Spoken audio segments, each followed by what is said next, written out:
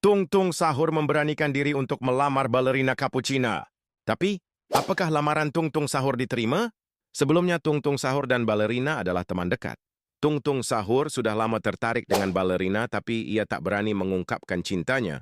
Kemudian balerina mengatakan niatnya untuk menikah tapi belum ada orang yang mau melamarnya. Mendengar itu Tung Tung Sahur terkejut. Ia ingin mengungkapkan perasaan dan melamarnya. Tapi Tung Tung sadar ia miskin dan tak punya uang untuk membeli cincin. Tung Tung berdoa supaya dipermudah usahanya. Setiap pagi hari dia akan memulung barang bekas untuk dijual. Siangnya Tung Tung sahur dengan semangat berjualan bakso. Dan di malam hari Tung Tung menjadi abang Gojek. Tung Tung sahur bekerja tanpa lelah. Akhirnya Tung Tung Sahur bisa mengumpulkan banyak uang dan membeli cincin. Tibalah di mana Tung Tung Sahur memberanikan diri melamar balerina. Jika balerina menerima lamaran, maka kalian wajib subscribe, like, dan komen di akun ini.